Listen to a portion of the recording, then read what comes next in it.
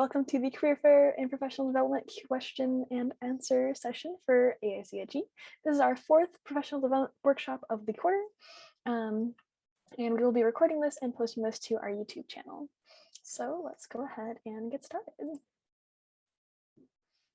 First, just an overview of our agenda. We're going to do a quick land acknowledgement, followed by some introduction to AICHE and niche, and then a Career Center advisor has graciously given his time to answer all of your questions about professional development, career fairs, etc.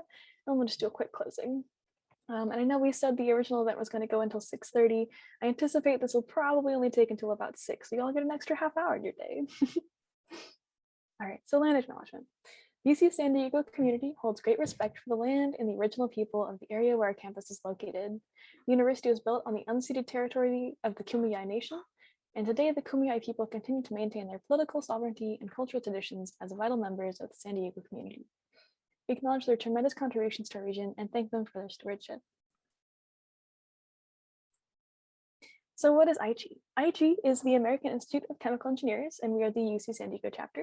We are dedicated to promoting professional development of UC San Diego students through the lens of chemical engineering, and we also are dedicated to fostering a welcoming and supportive community among its members. What does aiche do? We do events such as professional development workshops, company information sessions, industry tours, game nights, bonfires, group dinners. We also have programs including aiche Family, that's our mentorship program, aiche Projects, which allows you to get hands-on experience doing engineering things. And we also have aiche Committee, which helps make all of the magic of aiche happen. We also have multiple outreach initiatives, including a K-12 STEM education and awareness event, and we also participate in other organizations' K-12 education events. We promote diversity in STEM, and we also are involved in an international collaboration specifically with Hong Kong University of Science and Technology. And these are just a few of our pictures of our events. I guess that's the same picture twice. Oops, I forgot to delete that one. My bad. But anyways, yeah, we do company tours and bonfires, and it's very fun. And then I wanted to talk really quickly about our biggest event of the year, and this is the Nano and Chemical Engineering exhibition. This is happening, or actually, I guess we'll talk about one on the next slide. So this Nano and Chemical Engineering exhibition includes an innovative solution competition, first and foremost, which is a hackathon style pitching competition with really awesome cash prizes. I believe it's 500 for first place, 400 for second, and 300 for third. And the idea of that is that you get to you are put into a team, given a problem to solve, and given like 72 hours to solve it, and then you get to pitch it and see what happens. So it's really fun, and it is this weekend, so I'll be talking a little bit more about on the next slide. I just wanted to give an introduction. The next part is a career fair with almost 20 companies who are coming that they all want to hire nano and chemical engineers. That's why they're coming. They want to talk to you, so I highly recommend coming to that one. That is on next Wednesday, 1 to 4 p.m. And then we also have a grad school fair with 6 or more universities coming from all over the country to talk to you about admissions and to really just get everyone hyped for coming to their graduate schools. And then this is our interest form for the event. So if any of this sounded interesting to you, please scan this QR code and we will send you more information as the time draws near. And I'm going to flip to the next slide, but the same QR code will be there on the next slide, so don't worry. So yeah, just a few more details. The Innovative Solutions Competition is happening this weekend, so registration is due actually at the very end of this event. I'll be closing it as soon as we're done with the event. So please register at this link. If someone could drop that link in the chat, that'd be really awesome. And the kickoff event is happening tomorrow at 6 p.m. We're very excited. We have the director of the environmental division of aiche, the national aiche, coming to talk to us as a keynote speaker. I'm very excited. And then you'll have your 72 hours, and then you'll pitch on Sunday at 3 p.m. And this will be happening kind of on Zoom and on Discord, so it's all virtual. The career fair, also virtual. We're having a couple companies per Zoom link come to talk to you. And there might be a Discord aspect involved as well. We'll send more details as we get closer to the event. This will be happening, as I said, on Wednesday, the 27th, 1 to 4 p.m. And then the graduate school fair is, I missed that. It's supposed to be 5 to 7 p.m. My bad. I'll correct that when I send these out. And then that will also be virtual on a couple of Zoom links. So yeah, make sure you scan this interest form. We'd really love to see you at any aspect of niche. And then we wanted to give a quick shout out to LLML. This is one of Niche's industry sponsors. So Rebecca, would you like to give us just a couple minutes? Yeah, I'd love to. So the Lawrence Livermore National Lab is a DOE and Department of Defense sponsored laboratory, which is a federal research facility. Their motto is science and technology on a mission. We can really see this in a lot of the projects that they work on, where they apply science, technology to make the world a safer place. There are a lot of areas of focus. You can do pretty much anything at the lab, but particularly what we're going to focus on is the materials engineering and manufacturing and the National Ignition Facility.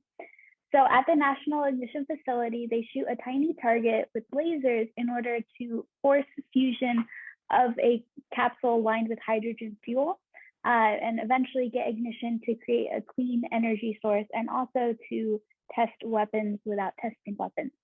So as you can see in the top left corner, that's an example of a NIF target, the small scale that they work on. Material science and nanotechnology are very much involved in that sort of ideal. And then as you can see in the top right, we have the NIF lasers. So if you're interested in optics and laser physics, that's a really interesting field to go into. In terms of the materials engineering and manufacturing department, we have bioprinting, as you can see in the middle left picture, where they're actually printing a cancer tumor in order to better understand how to treat cancer.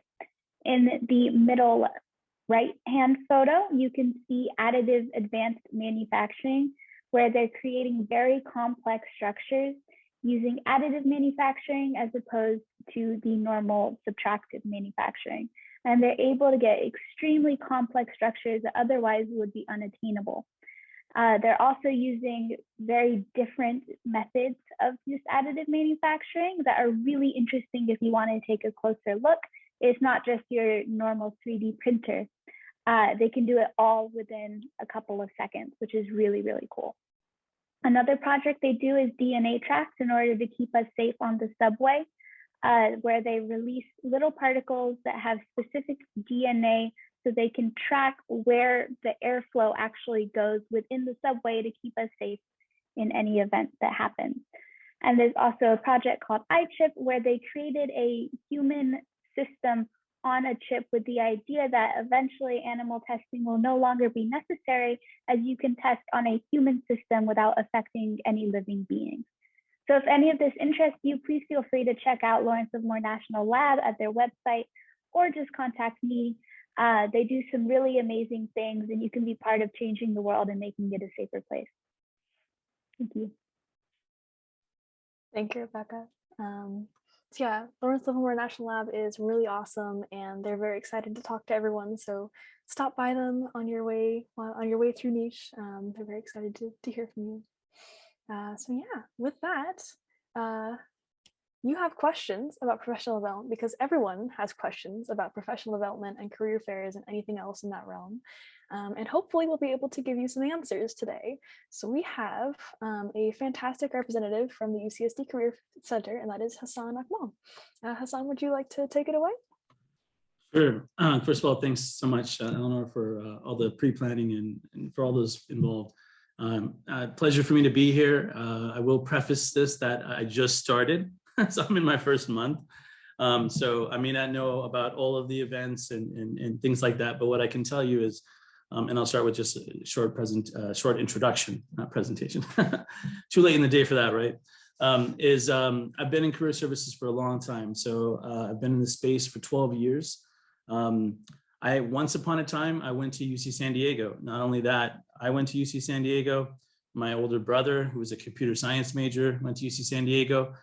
He just sold his company to Apple. He's in VR, in the VR video game realm. So now he works for Apple, is doing pretty well for himself, right? Anyone that sells their company to Apple. You have a younger sister who went to UC San Diego. She's now a pharmacist. And my sister-in-law all went to UC San Diego as well. And she's now a speech therapist at UCLA Medical Center. I must preface also that I didn't graduate from UCSD because I was an upcoming professional tennis player, played tennis at UC San Diego, ended up turning pro, ended up getting recruited to UCLA while I was on the pro tour, played at UCLA and graduated from UCLA. But after 20 some years, I'm back in San Diego, living in Carmel Valley.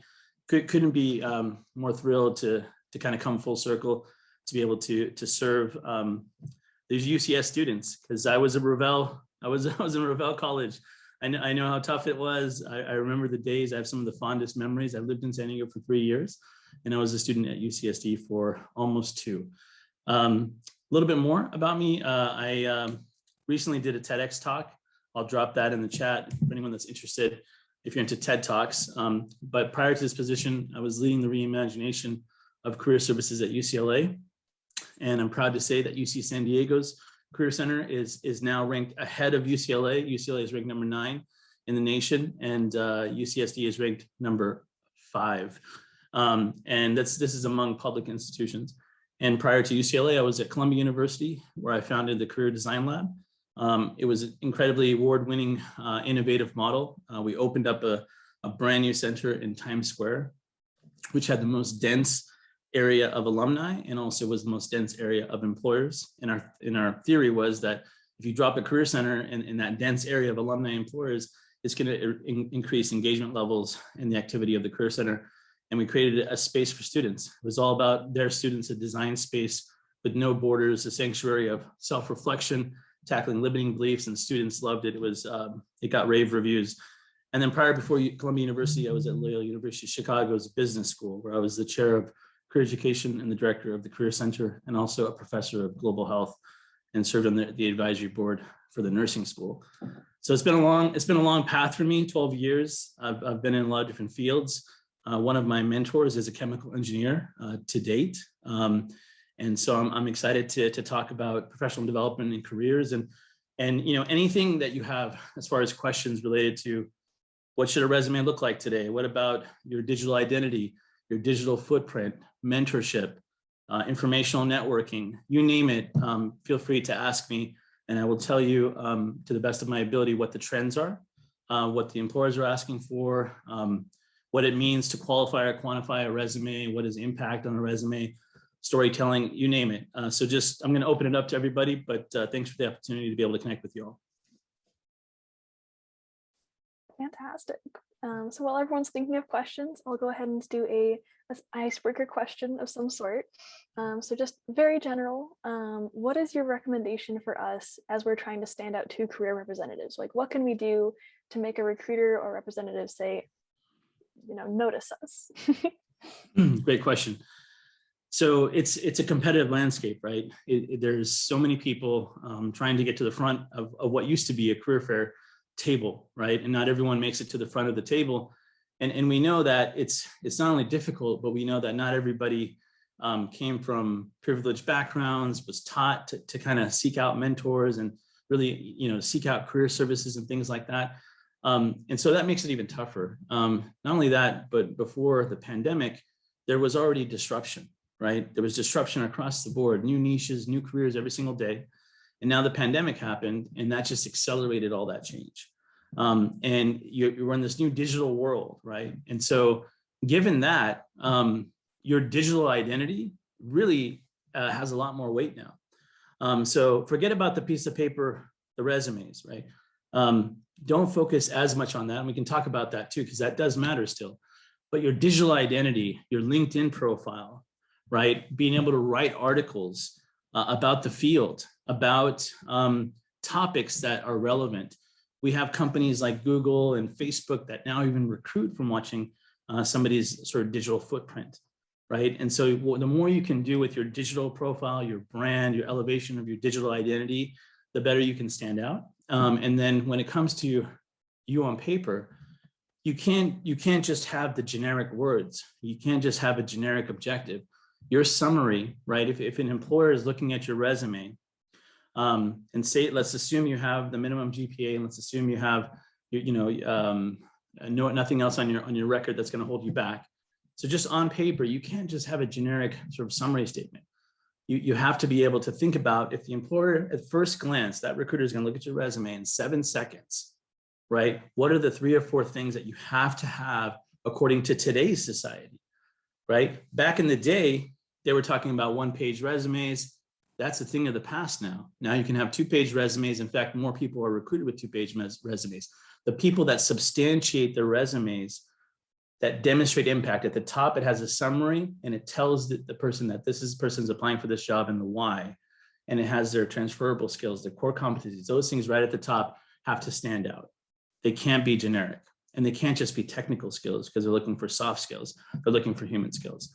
So I would say, think about impact on paper, the impact, the story on paper when it comes to resume. We can dive more into that if you like. And then think about your digital identity. When they click on your LinkedIn profile, do you have featured articles? Do you have work samples? There's sections where you can add that under every single position. Do you have a nice summary statement? Do you have enough connections? Are you following the right people? Are you a member of groups that are relevant to chemical engineering or the field that you want to get into, right? That are free to be members in? Do you have that? Have you demonstrated that you are committed to the field in general? Those are 2 or 3 things that I would say would help you stand out. Digital footprint. I'm getting a question in the chat. Should I just tackle that one? Okay. Yeah, please go ahead. So digital footprint.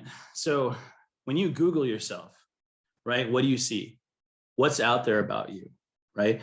Do you have a Flickr library, photo library with your name, with your hashtag? Flickr is pretty powerful with the right kind of photos that are going to demonstrate who you are. You have to be careful. Do you have all the right settings in your social media? When you look at your LinkedIn profile, and I can promise you that every single recruiter, when it comes down to hiring that person, they're going to do a Google search. They're going to look at your LinkedIn profile, right? I just went through about 3 or 4 positions that I'm interviewing for. Every single candidate, I looked at their LinkedIn profile. I wanted to read how many recommendations did they have from other people? What did they say about them, right? What digital footprint do they have? Where are they going digitally when you look at their name? Maybe they're members of this organization. Maybe they're members of this organization. Maybe they have a couple really nice recommendations. Endorsements are fine, right? Endorsements are fine on LinkedIn, but they're not the same as recommendations, right? Anyone that has it, that you have a reference from, like, a professor or someone you worked with, ask them to write you a small recommendation and have them speak to your next step. If you want to be a future assistant director of this, or don't focus on internships, think about the full-time job. Think about that. This person would make a great such and such engineer, this level engineer, production, whatever it is, environmental, you name it. Have them speak to that, right? So what are you going to find digitally about under your name? Have you written any articles? LinkedIn has the ability to feature an article. You can feature that article. So when I go to, for example, Eleanor's profile, right at the top underneath her, it'll have a featured article, right? So for example, I had mentors who were really great public speakers, right? People with millions of views. And when I was doing my TEDx preparation, they told me that you should write an article about your experience. And so I wrote an article. And I'll tell you just briefly the story so you can see kind of the impact that it can have, right? So I was a finalist for a TEDx talk at Columbia University a couple of years ago, and I thought I was going to get it. My category was career services, right? Meaningful work, purpose, the things that everyone talks about, right? The Tony Robbins stuff, right? So it was extremely competitive. In fact, for that category, they had the most applicants, and you're competing against Nobel Prize folks, professors, anyone that wanted to talk about something related to purpose and meaningful work. Unfortunately, I didn't get it. I was at Oxford for a conference. I had my final round because I wasn't physically in New York. I did it virtually. I thought I could have did a better job if I would have been in person, but I didn't get it. Through networking, later than following year, I met someone who was an author, and you might know that I'm an author as well, onto my third book. But this author is an author on mentorship, and long behold, the person writing the foreword of his book was Richard Saul Wurman, the founder of TED. And we ended up having a conversation. He said, "Hey, Hassan, you know what? I can introduce you to Richard." And I'm like, "You're gonna introduce me to the founder of TED?" I was like, I'm embarrassed to tell him that I was a finalist and I didn't get it.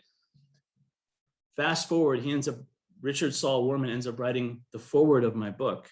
I end up meeting him, and he ends up recommending me to reapply for the TED Talk. And I ended up reapplying, even though I knew it was so competitive. He gave me the confidence to do it, and I did it, and I got selected. right? So I wrote an article about the experience, and it's featured on my TEDx, on my website, as well as LinkedIn. And that's an example of a featured article that you can use to elevate your brand, that people can read your story, and it can drive views. It can drive views to your talk. You get invitations to do keynotes, whatever it is. But that's how I'm leveraging sort of that article to tell people, to teach people about the experience, and to help guide other people that want to do a TEDx, right? So you can write articles and feature them. You can also add featured work samples, snippets, screenshots of maybe an award you won or something like that under each job that you have. And those stand out a lot when you comb through the profile, right? You want to copy your resume job duties, and hopefully you qualified and quantified, either qualified or quantified each one of them into your LinkedIn under each job. Some people just list their jobs. There's no job duties. It doesn't tell you what they've done, right? So all that is a part of that digital footprint. But I would say writing articles, featured articles, and things like that will help kind of make the difference for you. I'm going to try to give you thorough, expansive answers so that you really kind of understand sort of the depth of what I'm saying. This is perfect. We're loving listening to you. I'm personally loving it. So yeah, if anyone else has questions, feel free to unmute or put them in chat, and yeah, we'll just answer them all. Do you all understand qualifying or quantifying job duties? You want me to talk about that? Because that's basically going to impact all of you, right? So when you have your resume, right, and you're applying for an internship, underneath whatever position you have, the job duty shouldn't have passive language, right? It shouldn't be Victor Sanchez did this, managed this, right? It should be he led, he spearheaded from concept to delivery, right? It should have some kind of qualification. If Victor does that, that's what you call qualifying statements, right? He'll come across as an achiever versus a doer. So people always ask, what's the difference between a good resume and a great resume? Well, qualifying job duties is one thing, right? Or quantifying. So if Diana Vo, is it Vo or Vu? Vo? It's Vo. It's Vo. Oh, if Diana Vo is applying to a position, and maybe she worked with clients, and she talks about how she improved client retention by 20%, that's an example of quantification. And the reason why qualifying and quantifying are important is you come across as an achiever, not as a doer. It helps you stand out on a resume, but also they're using now different kinds of computer screens. For example, Google has one that if your resume is quantified, it automatically gets shortlisted. If it has enough percentages, and it has an algorithm that combs through it and says, this is most likely a better quality resume. And last time I spoke to a recruiter, a global recruiter at Facebook, they said that they're dabbling in that too, and that they were looking for two things: impact and global cultural fluency. And they were working on an algorithm for qualification on resumes. So exactly what Google is doing, but on the qualification side. So keywords such as, spearheaded, led, from concept to delivery, right? Showing sort of the demonstration. If you did a report, did you present it to someone, right? So kind of like the whole 9 yards. The XYZ method, if you've heard of that, you can Google it, XYZ method, Google. And that's a technique that you can use in your resumes. That's so interesting. I thought I was well versed in how resumes were searched, but I learned some things in this couple of minutes. So that's really good for me to hear. Does anyone else have questions? Michelle? So I think a lot of us on the call here are seniors, and what advice do you have to seniors who want to enter industry after college and the whole application process? Because it could be a bit overwhelming, and it seems like you might just be applying everywhere, and it seems like you're just entering your resume into a black hole. And yeah, even for like second, third years who are applying to internships, it's kind of similar, but what advice do you have on that? It's for full-time jobs, not for graduate school, right? Yeah, for full-time jobs. So fortunately, right, the employment percentages are pretty good for UC San Diego grads, right? So most of you are employed at graduation, at least half, and in majority within 6 months of graduation. So you're looking good, right? If you're an international student, it's going to be a little bit more challenging because you'll need to get your sort of paperwork in place and talk to the ISSO office ahead of schedule and get the timing right, you know, and you can use resources like Going Global or other resources that list companies that have sponsored, right? That so you can get a head start. You'll kind of know, well, at least they sponsored in this area, right? And so chances are they're still sponsoring and they're open to it, and you just have a warm list. The best advice I can tell you is, you know, for those that are seniors, you still have time, right? You still have through spring, and you have got to put the gas on right now. I mean, you should be doing informational interviews every couple of weeks, right? If you can do it more, I know people that did one every single week at Columbia University, and I'm telling you, they weren't the brightest people, but they did one informational interview every single week. It was coffee. Some of them didn't lead anywhere, right? But I kid you not, they had like 3 offers by top companies by the end of it. Because those people skills you're gonna need, and people appreciate it, right? If Michelle Singer comes all prepared to an informational interview, she has a resume, she's picking someone's brain, she gives them that time, she's very respectful, she follows up with a thank you, that person's gonna keep Michelle in mind and may end up making a call or passing the resume over to a hiring manager. And we now know from the data of UC San Diego graduates that the #1 place that you all get jobs from is from networking. The data tells us that. #2, the Career Center. #3, anyone want to take a guess?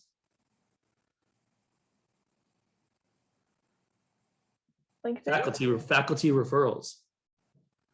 Faculty referrals. #4, on your own, right? So you can still do it on your own, right? And we'll talk about informational interviews in a second, Michelle.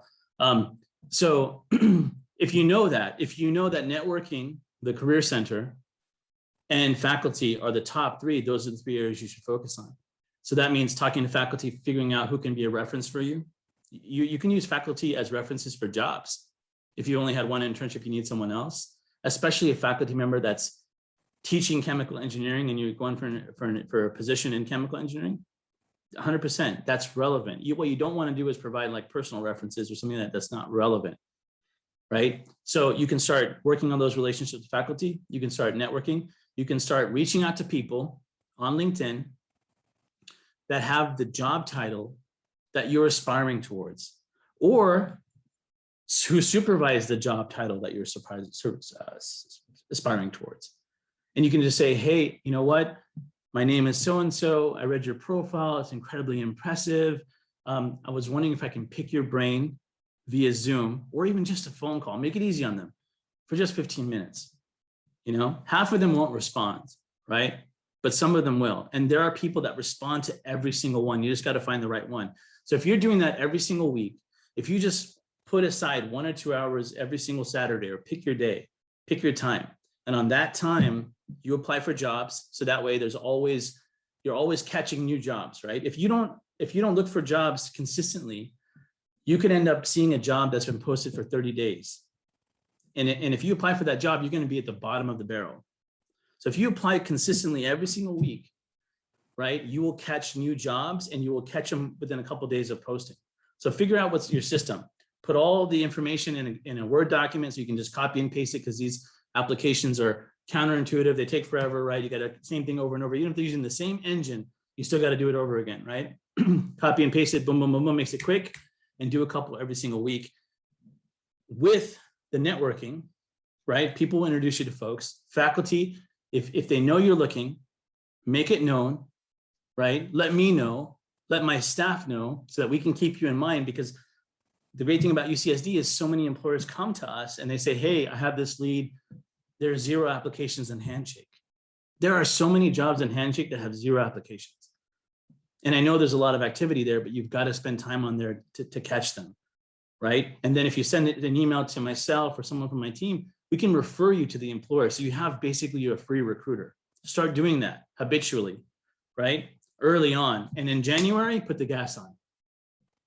In January, put the gas on, because now, you know, Winter, basically January, February, March, and April, especially January and February, are like peak time recruiting for summer internships and for full-time jobs.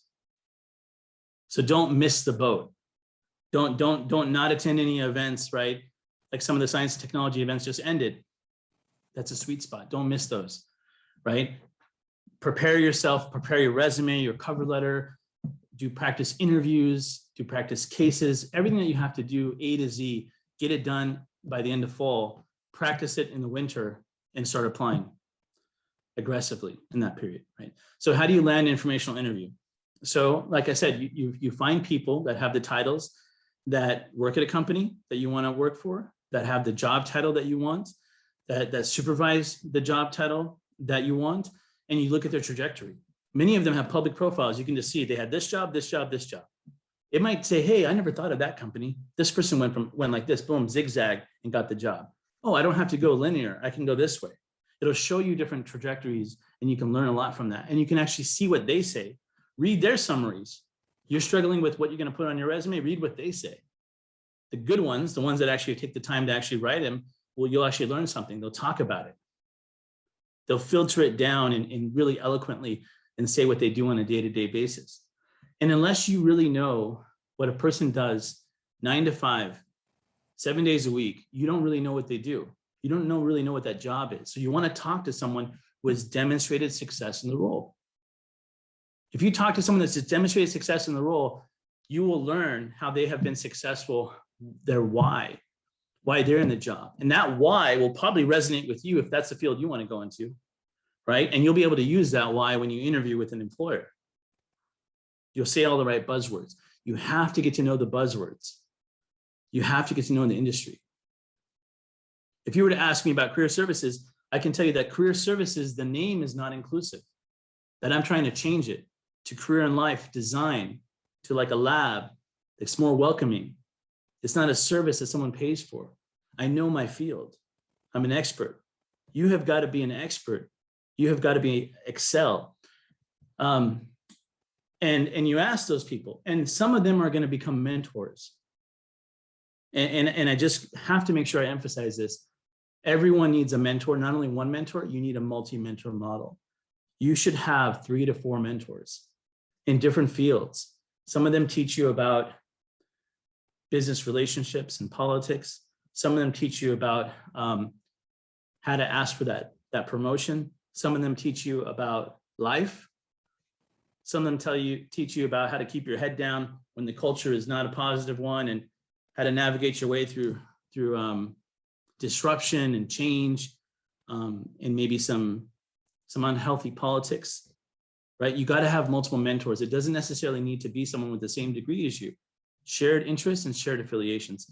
Some of those informational interviews will turn into be mentorship relationships. And some of those mentorship relationships will turn out to be friendships over time. And 10 years from now, you'll remember me telling you this, at least one of those is going to last 10 years or longer.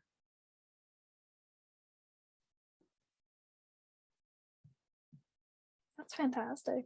I love hearing about that. And I love the idea of just contacting someone and then having a 10-year relationship with them just by that random contact. That's incredible.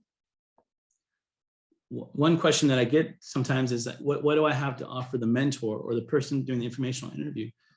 This is a great group right here. So you might have a panel one day and you may say, hey, Eleanor, could we have so-and-so on a panel for us? Right? And she'll give you the green light, and then you offer them, hey, would you like to be on a panel? Chances are they'll do it for free. They'll love that because, again, it goes back to their digital identity, right? Their footprint. They like giving back, right? It's on a panel. It's via Zoom. It's easy for them, and a lot of them like talking, and they like talking about their path, and like they want to give back. So you're actually giving them an opportunity. I invited the VP of innovation of Google. Never even met her. I saw that she did a keynote and somebody like wrote on a picture and said, wow, you were amazing. And I poached her, and she did it for Columbia, right? And she was super thankful. So that was me offering something for her. In return, I got the VP of innovation telling me the questions that she asks in an interview for her department. I also got Microsoft's head of data science to do a whole workshop for my students on how to become a data scientist at Microsoft, like all the little steps, you know? And so you're gonna learn so much. And remember, that's the shortcut.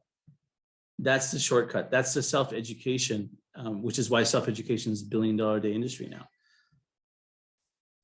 now. With these interviews, what are some basic questions that you recommend asking? Open with gratitude, open with like immense gratitude for the opportunity, that they're taking time out, even if it's 15 minutes, don't be selfish, just express the gratitude. Those are good manners, they'll appreciate it, and they're likely to continue the conversation after that if they see that you're really, really easy, you're not asking too much. You don't want to come in and just start asking them questions and drilling them and saying, what does it take to do this? Could you know, here's my resume. No, you don't want to do that. That's not how life works, right?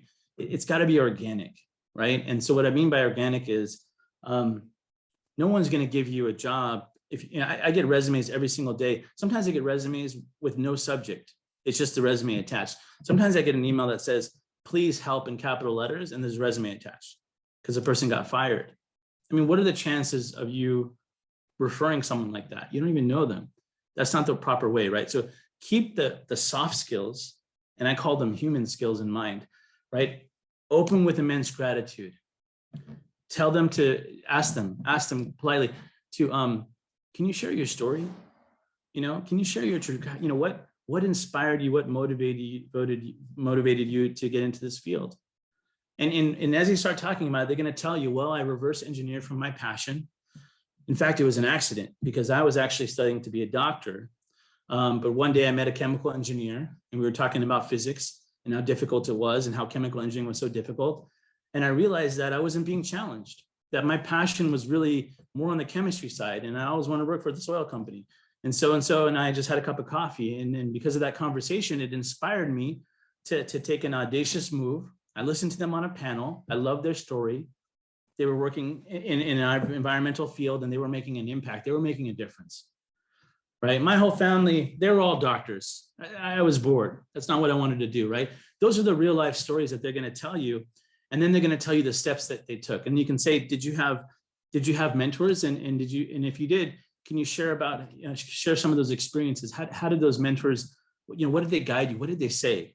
And they'll probably share some tips. You know, that one mentor said, play well in the sandbox. Play well in the sandbox. Pick your battles. Sometimes you got to roll with the punches. Sounds easy, right? But the reality is once you start working, you start realizing, oh, those are some pretty good tips, right? You rub people the wrong way, it doesn't work. And it becomes more about the people skills, right? The people, if you have someone, just think about the last place you worked.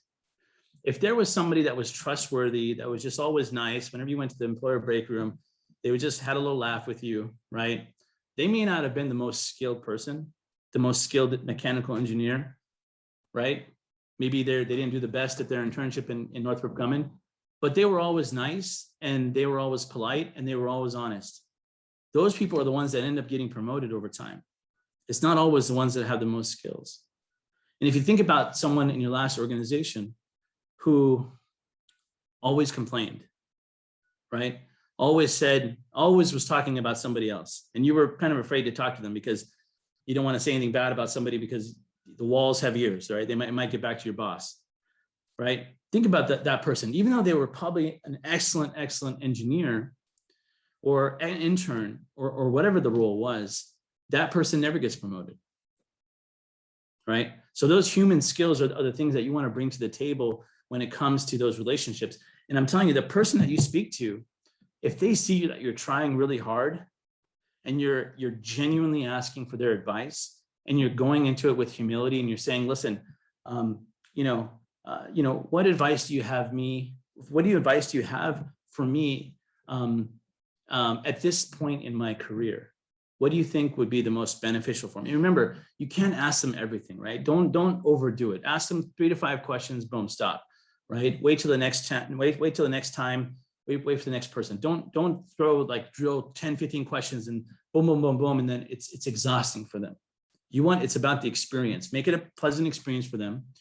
You know, offer to pay their coffee if you can, right? You know, whatever it is, if you can afford it.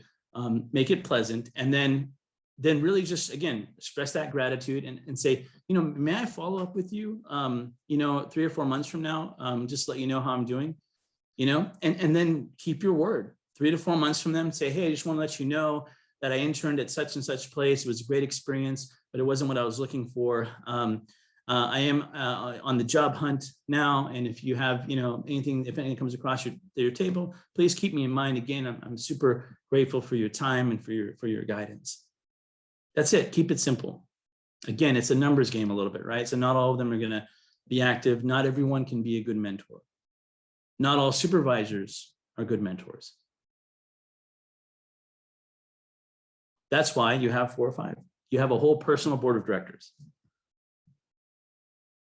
I love it. I'll be getting on my mentorship people right now. Be like, will you be my mentor? We get some good questions. So burnout. So I'll tell you a real life story. So at Columbia University, I had the hardest job on the entire campus, hands down. The career center was off the charts. I mean, it was crazy busy.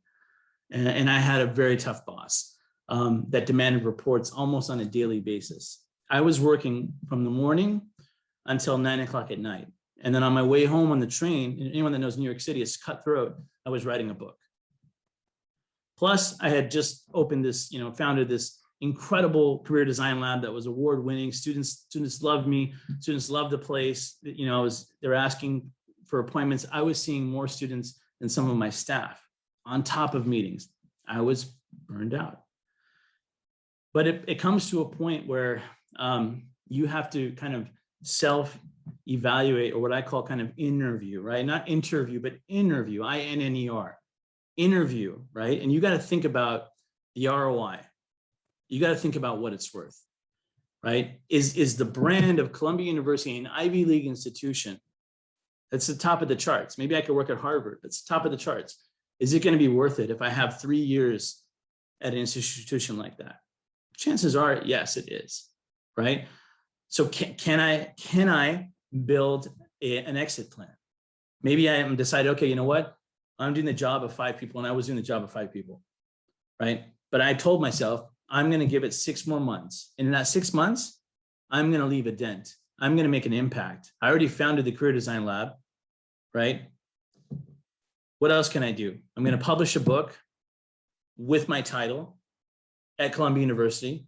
I'm going to renovate a space for students so that they have a space to just meet, to network, to have lunch, right? That's what they're asking for. The employers are asking for an employer break room. I'm going to create an employer break room, and I'm going to reimagine career services permanently. And I did. And then it got announced as a permanent space by the provost, the most innovative space on campus in all of Columbia University. And I got to design that from a blueprint. Even though I was burned out, that ROI transformed into opportunities at UCC, UCLA, UC San Diego. I was getting poached. I got poached for this job while I was at UCLA, right? Some of the staff said, hey, we want to do reimagination at UCSD. Are you interested, right? So return on investment, correct, ROI, right? Now, where do you draw the line?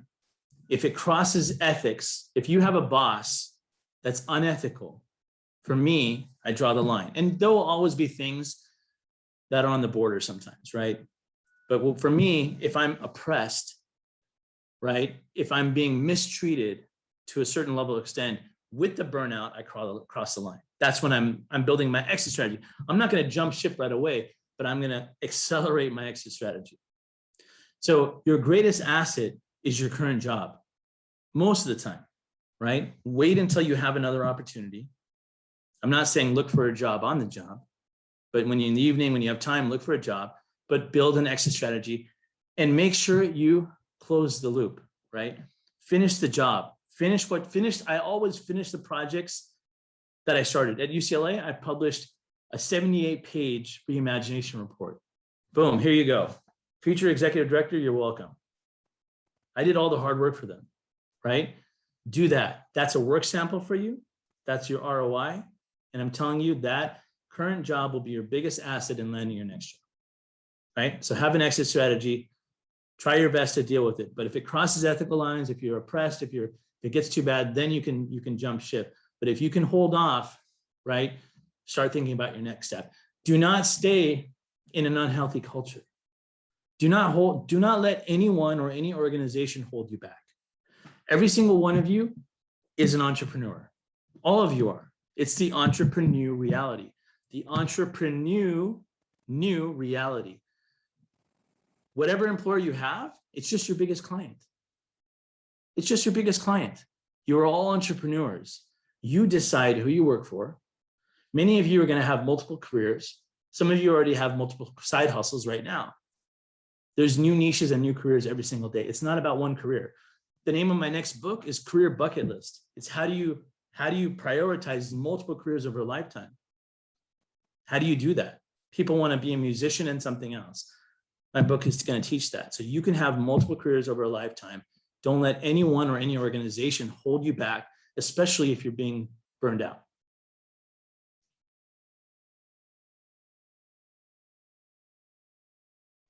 That's excellent advice. I really appreciate the line between when it's too much and you need to jump ship and the benefits of staying on.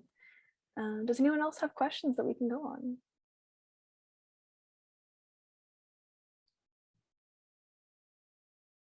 Oh, let's see. For those who may not have as much hands-on or internship experience as the next candidate, how can they showcase the human skills on a resume and get through the algorithm?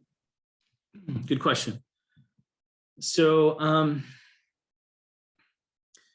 so say you just don't have a lot of, so let's just talk about that for a second. So say you don't have a lot of experience. Some people ask, can I put high school on my resume? If you don't have a lot of experience and you went to a distinguished high school and maybe you were part of the California Scholastic Federation, CSF, anyone? I used to be the president, right? You can put that on there, right? But if you have a lot of experience, then I wouldn't necessarily put high school on there, right? But you can amp it up with high school a little bit. You can amp it up with relevant coursework. Some people don't put relevant coursework. Put your relevant coursework on there. Maybe you have a high GPA, put the GPA on there, but if it's 3.5 or higher, I would recommend including it. If you have, maybe you haven't done a research internship, but you're doing your own research, self-directed. You can put self-directed research on your resume. And if you're smart, right? If Rodrigo Salazar is smart, he's going to put self-directed research in the area that he's aspiring towards. It doesn't have to be fancy, but it's going to communicate that when they look at this person is a future chemical engineer. Do you see what I'm saying? So I did it on my own resume for public health. When I went to graduate school for public health and did my MBA, right? So that was one thing that I did and it worked. You can highlight projects in classes that are real world experiences, right? So a lot of our examples that you put in, that you have in classes, they are actually real life examples. You can put those down as projects. And in some cases, when you apply for a job and it says you need minimum 1 year or 2 years experiences, most employers, not all, most of them will count those real life experience projects as experience. Most will. The mean ones won't. Right? So those are some ways to do it. You can add affiliations. You can fill up affiliations. You can put volunteer and other experience, and you can put volunteer experience, right? Even if you didn't get paid for it, there's all kinds of different ways that you can amp up your resume. And don't be afraid for it to spill over to 2-page. Try to make it full 2 pages, maybe double-sided, right? But don't shrink the text and make it bleeded where it goes all the way through into the margins and a super small font. Don't do that. Make it look good. I'm telling you. I will drop it, if I have time, I'll drop it into the chat box, an article where they actually look at the data of who's getting hired more from 2019 onward, 2-page resumes or 1-page resumes, and 2-page resumes wins. And I can tell you personally, I've coached over 20,000 students. They're the ones getting hired because they're substantiating their resume. They're putting more on there. They're putting more examples. They're putting a summary. They're putting core competencies, transferable skills. Then they're putting their experience. They're qualifying, quantifying it, 5 or 6 bullets on each one. Boom, boom, boom, boom. It's consistent. Then they have volunteer experience. Then they have affiliations at the bottom, right? What most of you are probably doing is just putting technical skills. There's no soft skills at all, right? You're probably skipping the summary, or you're still putting an objective, which is outdated, or you're not putting a core competency section. And those are the sections that are easiest for a hiring manager to see because they're right at the top. Summary and core competencies. Always have those two, right? Because in 6 seconds, I can read that quickly. I don't have the time to go through every single job and read all the job duties. Eventually the panel may end up reading that. Sure, they'll spend more time on your resume later, but that's if you make it to the next round. I'll give you 5 things that employers want to see on a cover letter. If they ask for a cover letter, you better give one, because I know HR managers that will literally screen out everyone that didn't submit a cover letter because they get thousands of resumes. So boom, 500 left, right? The cover letter, we did a survey of about 5,000 employers, and there was 5 buckets. They wanted to know what you did most recently, what was your most recent job, and what did you improve there? That was number 1. What did you do most recently? Again, your greatest asset, your most recent job, right? What did you improve there? They're looking to see, did you make a difference? The second thing was, what are you really good at? What do you excel at? What are you an expert in? That was the second thing. So in your cover letter, you want to make sure you hit that. The third thing was, what did you do that was innovative? What did you do that was innovative? Did you do anything innovative? Did you pioneer something?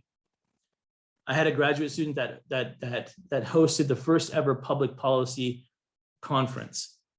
It was years ago, right? That stood out because it was just impressive that they could handle a project like that.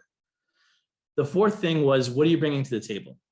What are you going to bring to the table? What skills, what degree, right? You all have UCSD, right? So, you know, what degree are you bringing, or what are you bringing to the table? What value?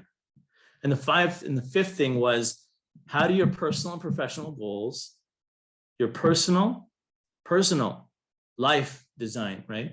Professional career design, personal and professional goals align with the mission of my organization, not their organization, my organization. You got to be specific at why you want to work for their company. Those were the 5 things that I would say do not miss on a cover letter. And obviously mirror the qualifications, the job description, right? Make sure, don't use the same language, but they're saying they're looking for enthusiastic. You can say that you are self-motivated, right? Maybe not copy, but use a lot of the similar. So when they're reading it, they're like, wow, this, you know, Diane is a perfect fit for this job, right? You want to, it's not necessarily that the best person gets the job.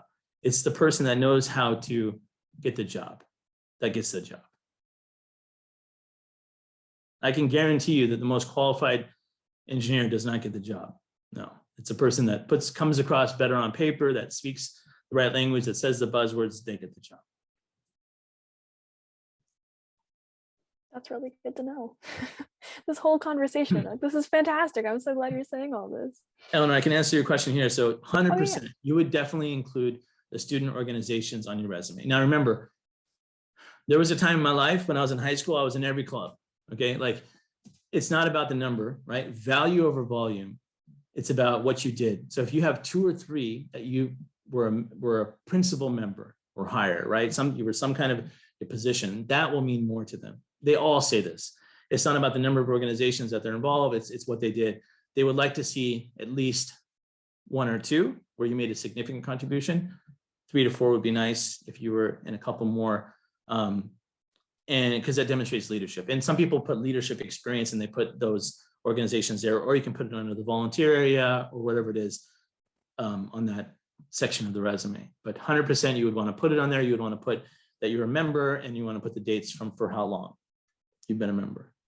So you would recommend putting it in the volunteer or like a leadership section rather than the work experience section? Yes.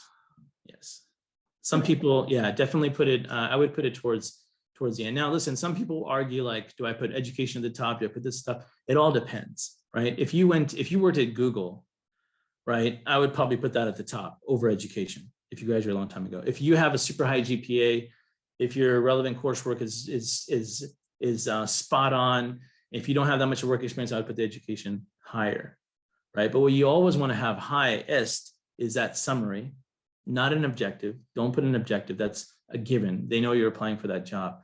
Put a summary, right? A couple sentences, right? Enthusiastic, upcoming graduate, whatever, looking for this kind of position, et cetera.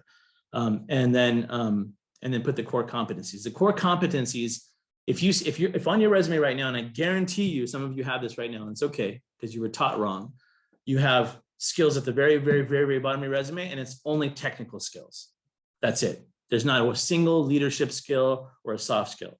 I guarantee you, I would bet my life on it, that at least one of you has that at the bottom of your resume. That's okay, because they teach you the wrong way. You want to move that section to right below the summary at the top, and you want to have soft skills and you want to have hard skills. You can have a separate technical section at the bottom at the very end that's just computer, whatever it is if you want. But what they're looking for now is soft and hard skills, both, right? So put the leadership, if you're multilingual, bilingual, whatever it is, you know, DEI experience, all that stuff, put that in that section. And you will find those buzzwords in the description of the job, because every description of a job has examples of soft skills and hard skills. That's where you get them from, right? The ones that you know you should be highlighting if you have those skills, you want to include them.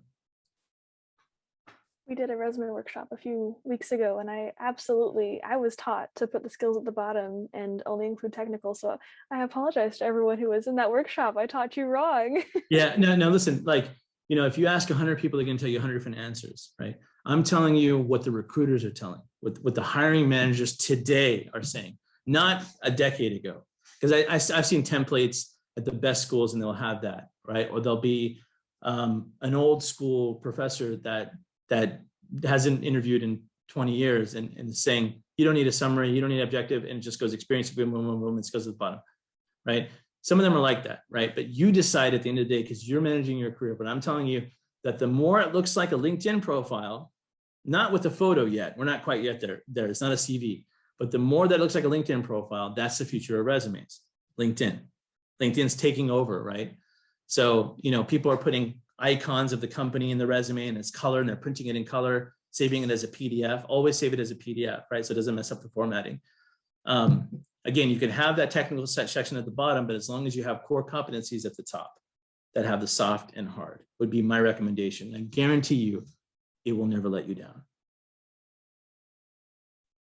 My pleasure, Marie.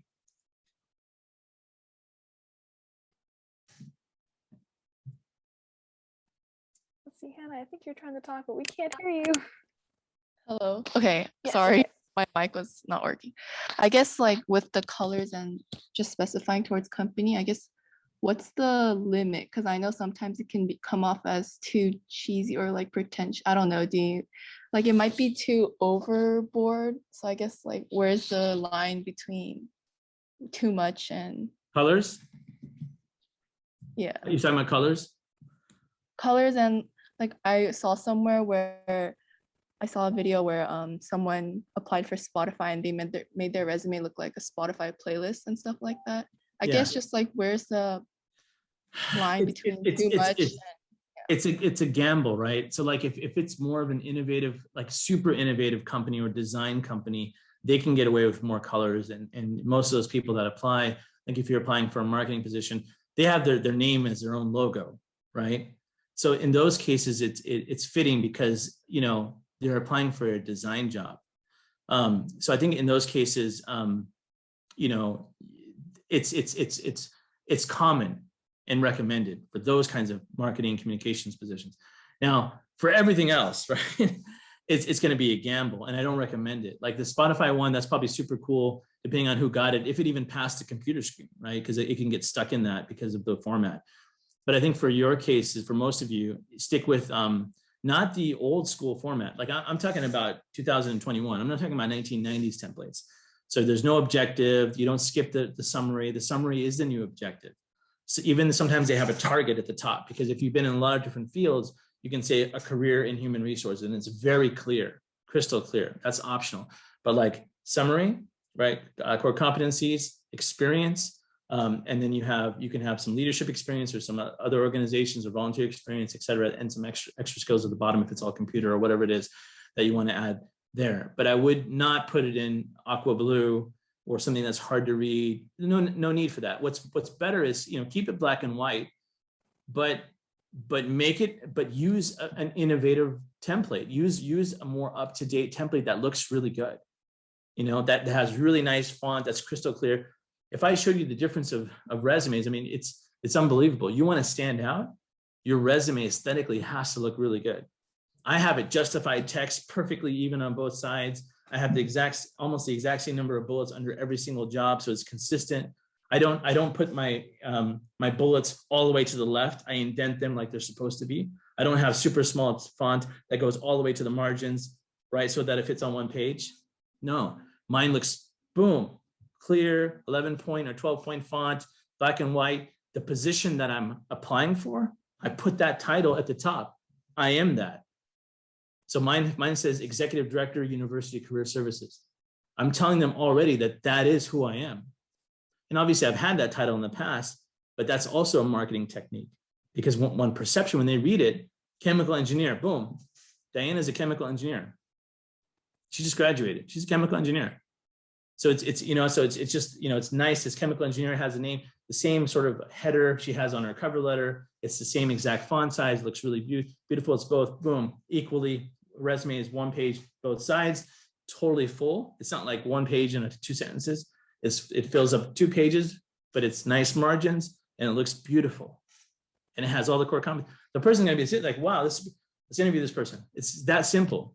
That's it. If you're not getting phone calls or emails for interviews, it's your resume, most likely. The timing of when you're applying too late, or it's not even being seen. Right? If you're not getting past the interviews, chances are it's something you're saying in the interview, or it's really competitive and you got to take it up a notch. That makes sense. I guess like another question I had is like, if you would go back to your younger self and you're on the job hunt like we are, is there any advice you would give to yourself or anything you would change? Yeah, it's in my book, and the name of my book is How to Be a Career Mastermind. What I talk about are mastermind groups. Right? Mastermind groups. And mastermind groups are group mentors.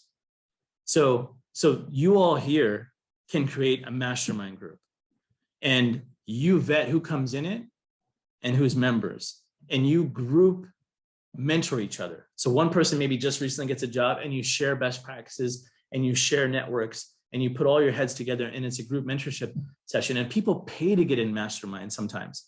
They're so exclusive. Right? But if I would have done mastermind after mastermind after mastermind, because it's a catalyst. It would have showed me the shortcut on how to launch a nonprofit corporation instead of having to do it myself. I had a nonprofit for 12 years, International Relief, right? Street Kids. I did it the hard way. If I was in a mastermind group and someone showed me, this is where you file, here's what you should do, this is how big your board should be, here's who you should use for your accountant, it would have been a shortcut for me. So if you actually get aspiring chemical engineers, alum, who you can find not only on LinkedIn, but on Triton Connect. Make sure you register for Triton Connect, update your profile. Those are alum. I know there's only 10 to 15, there's about 15,000 people in it, right? I'm trying to bring it to life. I'm trying to get it to the next level, emphasize on how important mentorship is because it's so transformative, so that we have 50,000 active profiles a couple years from now, right? But that's a warm network.